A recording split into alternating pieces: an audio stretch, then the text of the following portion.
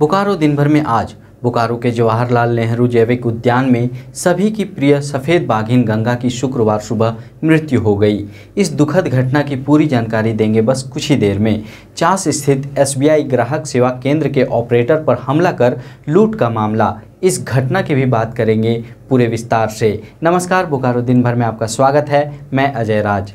बोकारो की अन्य खबरों में गर्मी और लू ने बोकारो वासियों का किया बुरा हाल, पारा 40 के पार। क्या हाल ही के दिनों में राहत की है उम्मीद, बताएंगे। जिले में कोरोना के हालात पर भी करेंगे चर्चा। करनी सेना ने क्यों फूंका बिहार सरकार का पुतला, करेंगे इसकी बात। भजन संध्या कार्यक्रम में भी शामिल होंगे। चर्चा और भी खबरों पर होगी, लेकिन उससे पहले जान लेते हैं देश दुनिया का हाल। अमेरिका ने धमकी भरे शब्दों में कहा है कि रूस के खिलाफ अमेरिकी प्रतिबंधों में रुकावट पैदा करने वाले देशों को अंजाम भुगतने पड़ेंगे। रूस के खिलाफ कड़ा रुख न अपनाने की आलोचना का जवाब देते हुए भारतीय विदेश मंत्री S जयशंकर ने कहा कि यूरोप रूस से युद्ध के पहले की तुलना में ज्यादा तेल खरीद रहा है। यूक्रेन पर हमले के बाद प्रतिबंध झेल रहे रूस ने भारत को तेल की प्रत्यक्ष बिक्री पर भारी डिस्काउंट की पेशकश की है।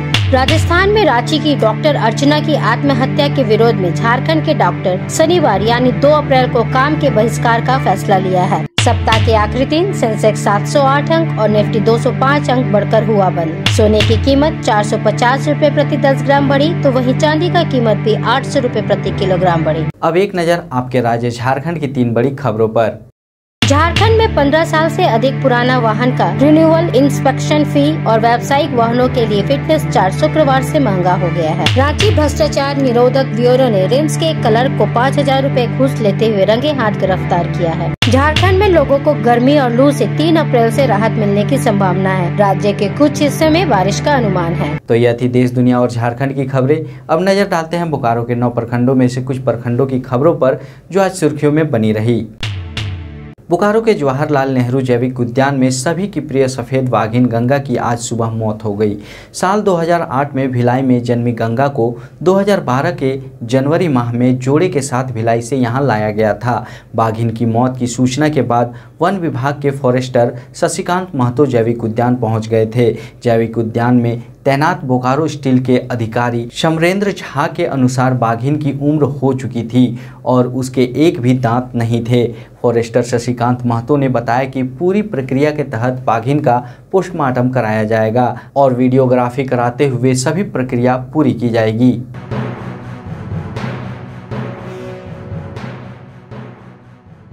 टाइग्रेस थी, उसकी मौत हो गई है, तो उसके जो भी विभागीय प्रक्रिया है उसके लिए हम लोग आए हुए हैं। पोस्टमार्टम रिपोर्ट आएगा, उसके बाद ही पता चलेगा कि एक्चुअली में हुआ क्या था। अभी जैसा कि बताया जा रहा है प्रबंधन के द्वारा कि इसकी मौत ओल्ड एज के कारण हुई है, वैसे कोई बीमारी नहीं थी, कोई विशेष कारण नहीं था।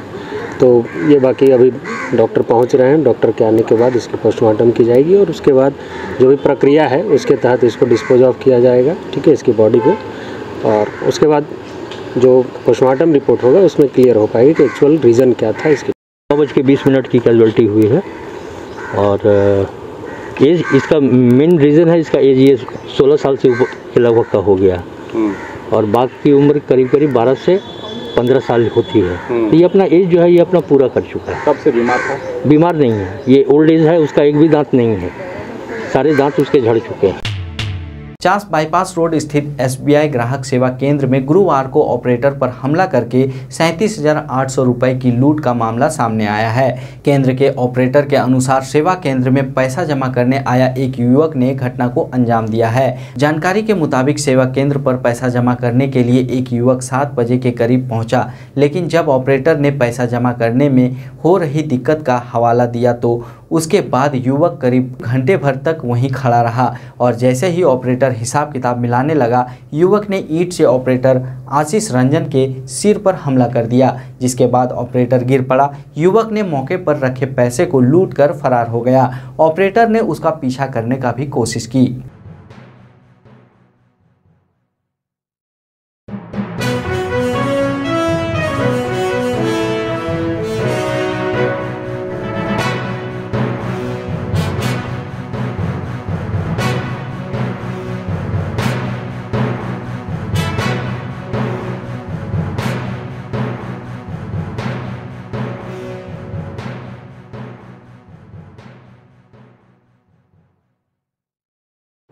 और हम निकल रहे थे 8 बजे, वो पैसा जमा करने के लिए आया था एक लड़का, तो उसका बहुत देर से जमा नहीं हो रहा था, घूम रहा था वो।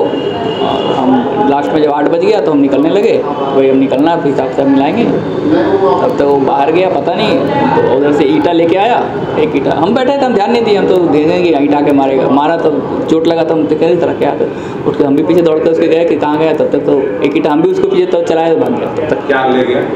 तो पैसा ले गया, हिसाब मिलाएंगे तभी मिलेगा, 20-25 के आसपास होगा हिसाब किताब। लूट कर ले गया? हाँ, हाथ से छील जो हम पैसा गिन रहे थे, नोट ले हिसाब लास्ट में। हम लोग को अभी थोड़ी देर पहले सूचना मिली कि ग्राहक सेवा केंद्र में एक लड़का आया था पैसा जमा करने कोटक महिंद्रा के नाम पे, और उसका पैसा जमा नहीं कर पाए ये ग्राहक सेवा केंद्र वाले, तो एक ईंटा उठा के उनके सर पे मार दिया और हाथ में जो पैसा गिन रहे थे वो छीन के भाग गया। इन्होंने बताया कि पहले भी कई बार वो लड़का पैसा जमा करने यहाँ आया हुआ है। तफ्तीश जारी है, जांच उसकी की जा रही है।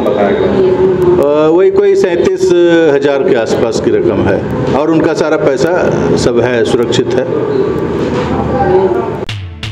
कोरोना के नियमों का पालन अब लोग तकरीबन नहीं के बराबर कर रहे हैं, पर हमें यह नहीं भूलना चाहिए कि कोरोना अभी तक खत्म नहीं हुआ है।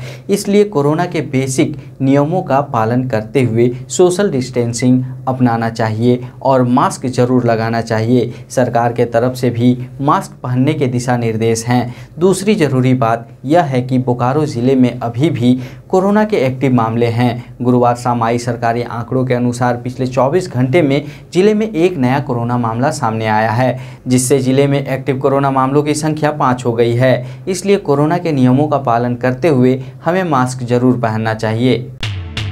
अप्रैल माह का आज पहला दिन है और अभी से ही गर्मी ने बोकारो वासियों का बुरा हाल कर दिया है। पिछले 2 से 3 दिनों से पारा के 40 डिग्री सेल्सियस को छूते ही लू जैसी स्थिति बन गई थी और गुरुवार और शुक्रवार को तो लू के थपेड़े ने पूरे दोपहर लोगों को परेशान किया। इस गर्मी का असर जिले में सामान्य जनजीवन पर भी नजर आने लगा है। उमस भरी गर्मी और ऐसे वातावरण में लोगों की खासकर बच्चों की तबीयत बिगड़ने की खबर आनी शुरू हो गई है। मौसम विभाग के अनुसार रविवार से 2 से 3 दिनों तक राहत की कुछ उम्मीद की जा सकती है, जब झारखंड राज्य के कुछ हिस्सों में बारिश की संभावना है।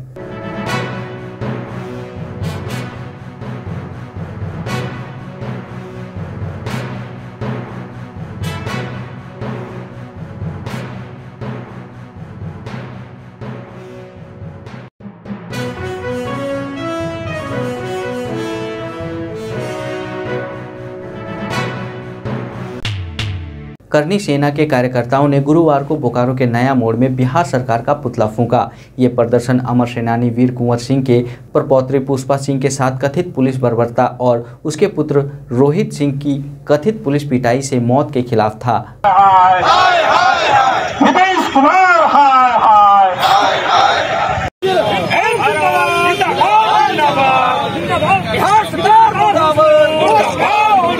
का पुतला इसलिए फूंकता है व्यक्ति क्योंकि सरकार की संपूर्ण जिम्मेदारी होती है कि उनकी हत्या में, रोहित सिंह की हत्या में जो भी अपराधी है, जो भी कल्प्रिट, जो भी व्यक्ति है, भारतीय दंड विधान के तहत धारा 307 और धारा 302 के तहत उन्हें फास्ट ट्रैक कोर्ट में मुकदमा चलाकर तत्काल उन्हें मौत की सजा दी जाए। एक ऐसा नीतीश कुमार जी आदरणीय, हम लोग गरिमा की बात करते हैं, हम लोग मर्यादित भाषा की बात करते हैं, आदरणीय नीतीश कुमार जी से मांग है कि आप ऐसा नज़ीर प्रस्तुत कीजिए कि आने वाले दिन में इस तरह के अपराध करने के पहले लोग 100 बार सोचें।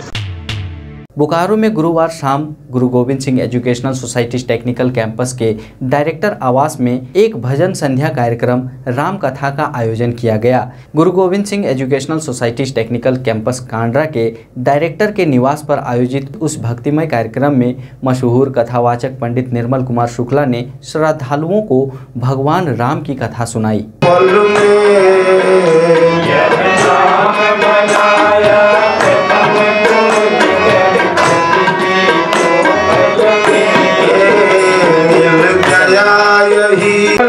के बल में इसकी महिमा भारी है, बजरंग बली के बल में इसकी महिमा भारी है, बजरंग बली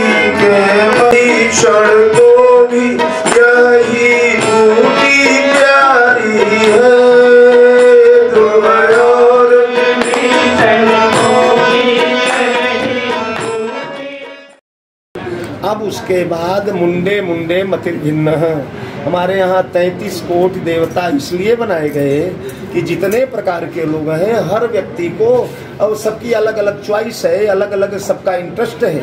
अगर राग रंग से, नाच गाने से आपको प्रेम है तो आप कृष्ण के भक्त हो गए। अगर मर्यादा और समाज के समस्त व्यवस्थाओं से आपका लगाव है तो राम के भक्त हो गए। अगर आप एकांत प्रिय हैं तो किसी से लेना देना नहीं तो शंकर जी के भक्त हो गए।